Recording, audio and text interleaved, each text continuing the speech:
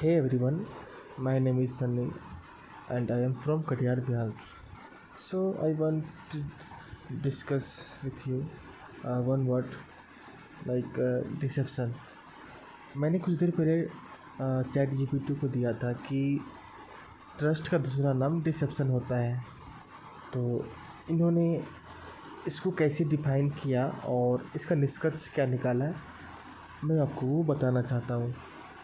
ये एक इमोशनल और फिलोसफिकल बात है, लेकिन चलो भाषा और अर्थ दोनों दृष्टिकोण से समझते हैं। तो फर्स्ट में दिया है शाब्दिक रूप से, लिटरली ट्रस्ट इक्वल टू भरोसा यानी विश्वास, डिसेप्शन इक्वल टू धोखा या छल। ये दोनों विपरीत मतलब ऑपोजिट शब्द हैं, यानी जहाँ ट्रस्ट होता है वहाँ डिसेप्शन नहीं होना चाहिए, लेकिन अगर डिसेप्शन होता है तो वहाँ पे ट्रस्ट टूट जाता है। तो भाषाई तौर पर तुम्हारा वाक्य गलत नहीं है, बल्कि एक गहरी सच्चाई, डीप ट्रस्ट को दिखाता है। सेकंड में दिया है कि भावनात्मक अर्थ, इमोशनल मीनिंग इसका क्या निकलता है।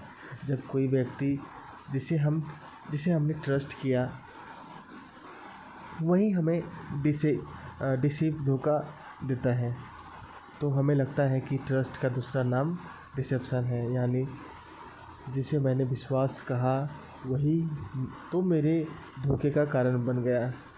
यह एक हर्ट और पेनेट्रियल विश्वासघात की भावना से निकलता वाक्य है। तीसरा दिया है फिलोसफिकल रूप से क्या है, कभी कभी इंसान इतना भरोसा कर लेता है कि सच्चाई नहीं देख पाता है।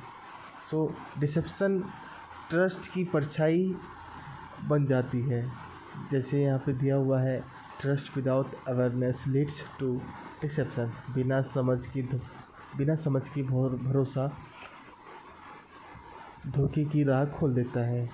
अब इसका निष्कर्ष कितना ब्यूटीफुल तरीके से निकाला है वो आप देख सकते हैं कि ट्रस्ट और डिसेप्शन दोनों एक सिक्के के दो पहलू हैं। जहाँ भरोसा होता है वहीं धोखा संभव होता है, क्योंकि बिना भरोसे के कोई हमें धोखा दे ही नहीं सकता। यहाँ पे इन्होंने लिखा है, आप गौर से देखें, बिना भरोसे के कोई हमें धोखा दे ही नहीं सकता है। तो इसका सिंपल सा मीनिंग है, अगर आपको लगता है कि मुझे वहाँ पे धोखा मिलने वाला है,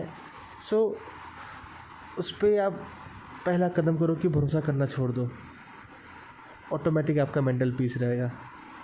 थैंक यू सो मच, मिलते हैं नेक्स्ट वीडियो में।